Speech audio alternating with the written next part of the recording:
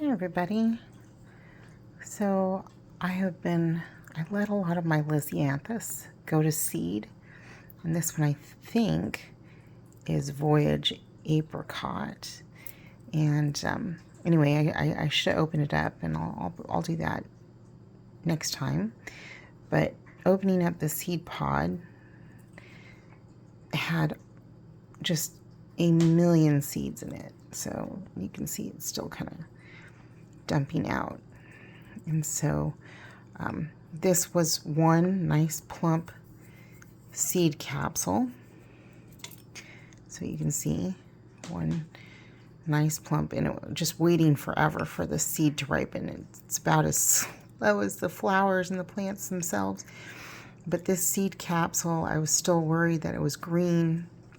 I picked this yesterday, and you can see the stem still is green, but it was yellowing at the end, and I thought to myself, well, that can't be doing much more. And I was right, because I opened it up and the seeds were all dry and fell out really easily. Seed capsule, after drying for a day, is a little leathery, but it's still kind of sticky, but it's not hard as a rock. I tried opening a seed capsule up earlier and the seeds were still all white. This one, the seeds look great. So I have got just a million seeds, which is so weird because the seed is typically so expensive. And these are open pollinated, but you know, I was only using varieties where I like the colors, so I figure if they interbreed with each other and I get some off color types, I don't care as long as they had nice long stems. So I grew First Love, Voyage First Love, Champagne, and Champagne and Salmon or Apricot. I also grew some Blue Chateau. I actually grew, I got a plug tray of Blue Chateau, which I love the color of, except for in the very, very peak of the heat, it kind of just turns a light yellow color. But when the weather cools, it gets a little more taupe and kind of this smoky lavendery blue tone to it. It's really quite lovely. It's almost, you know, kind of that mythical cafe au lait tones, but a little bit more bluish purple. And so, but the Voyage has a much better stem quality. The flowers tend to be top growing and they have really long, strong stems. Blue Chateau, the stems are a little bit weaker, thinner, and the flowers are very spread out. So you get a lot of early flowers and a lot of late flowers, and they're kind of spread out. So the form is not as good, but the color is just amazing. So it's very unusual. It's not as full as the Voyage, but the color is so lovely, neutral wise. To be honest, I had so much of it, I used it as filler for bouquets because it just blended with everything. So anyway, I will take this seed, and I've been putting these little containers. This is what I did last year, so I'm just reusing these. These were actually containers where they had seaweed snacks in them, so they don't have drainage in them. I filled them with a really loose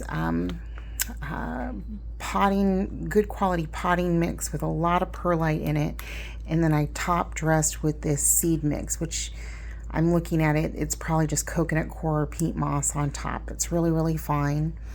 Maybe a smattering of vermiculite, but I'm pretty sure it's just peat moss or coconut coir. So, but good for really tiny seeds, because you can see how tiny. It's like dust. It's way smaller than snapdragon seeds, way smaller than celosia seeds. So anyway, I'm just going to take this entire seed pod because I don't know how good germination is, and I'm going to put the whole entire seed pod because I don't want to store these seeds. My feeling is they're probably so small they don't have fantastic longevity. So I'm going to, whoops, I'm going to just collect these seed pods and keep them and only open them when I need them, and figure that they probably store better in these seed pods than they do out in the open. So I'm just going to go ahead and take this entire seed pod and sprinkle it over the surface, and then I will put this in a plastic baggie and label it. And I just find if I keep my Lisianthus seeds as humid as possible, that they do a lot better. And other people that I have seen do Lisianthus seeds from the seed pod versus how you normally get them, which is coated seeds or pelleted seeds, the germination rate should be so much faster this way.